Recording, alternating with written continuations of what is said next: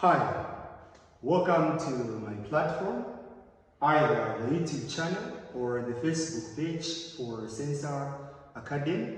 This is your tutor, Mr. Sensor, and if it is your first time on this platform, make sure that you subscribe to this YouTube channel and turn on the notification bell to get notified when next I post a new video. Tag others that may also find this video very much beneficial. And if you're watching this on my Facebook page, ensure that you share the page and comment and share the video. In today's discussion, we're going to talk about civic education and we're going to place our focus through a 2022 GCE exam by having an exam build-up lesson. So we're going to consider section B, where we're going to focus on question 1, under which the topic is from the understanding of what elections are, either in good or bad governance. So when we talk about elections, we're trying to talk about that is a democratic method used by eligible citizens in order to choose leaders of their choice, and that is through a proper action code, that is voting. In this case, question 1 says, what are democratic elections? When we talk about democratic elections, we are trying to talk about elections that can be characterized in or under a democratic government or under democracy. And it's also very important to understand that when we talk about governance, governance should be a civic term that should be able to mean is actually the way people or citizens are ruled with or without their say.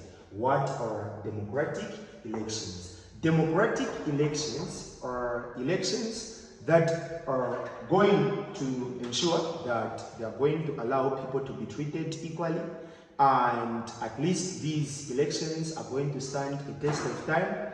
These same elections are not going to contain discrimination or any other forms that can be able not to allow the other parties to take part. So in this case, on question 1, on A, we're going to say democratic elections or elections that allows contestants to hold campaigns freely or free and fair, and has no room for discrimination.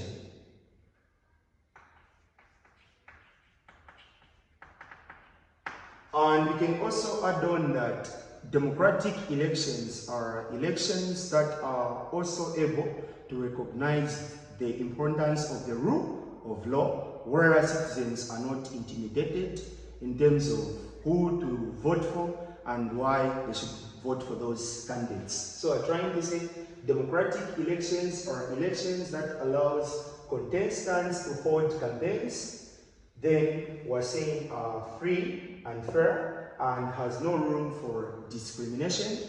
And in such kind of an election, we're going to find that there will be no conspiracies, especially when it comes to voters' choice, because that can lead to what we call voters' apathy.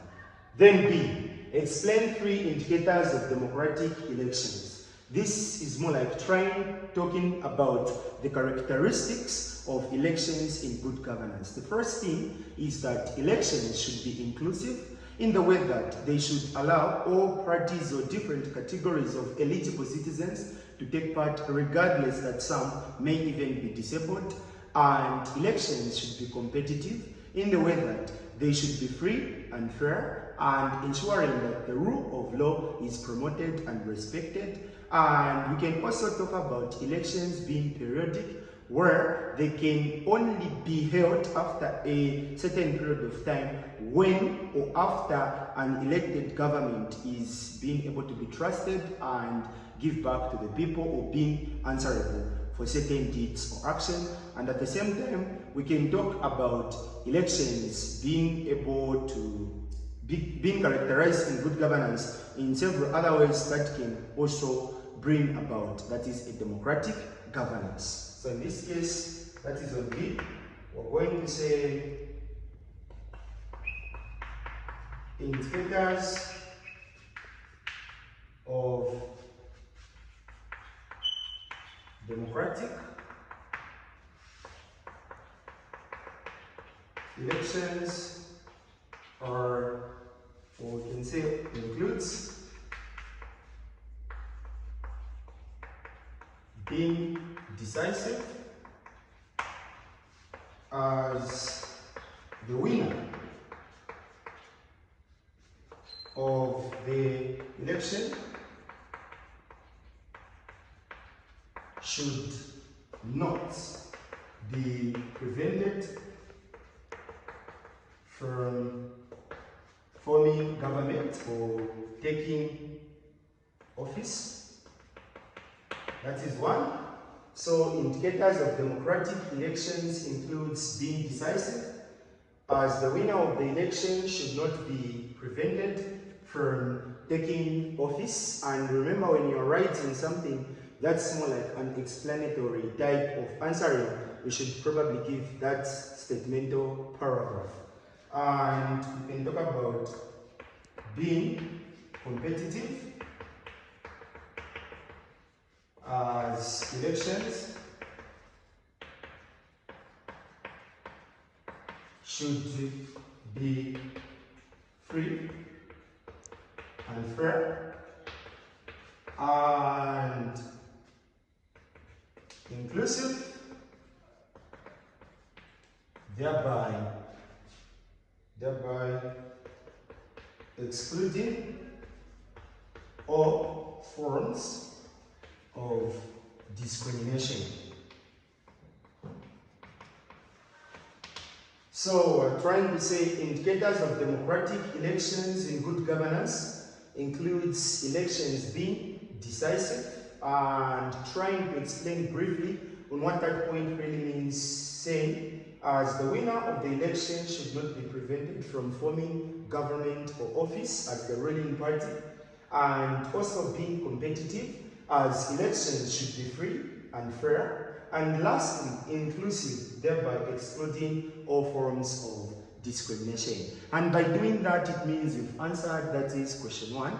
And I hope the same video can be able to help you prepare adequately for an exam, especially considering a civic education, either grade 12 internal or grade 12 external final exam. This has been your tutor, Mr. Sensor from Sensor Academy School of Tuitions. Please ensure that you subscribe to this YouTube channel, and if you're watching this on Facebook, share the page, comment on the video, share the video in order to alert others that may also find the same video very much beneficial. Till in the next time, for now, it's a very good bye.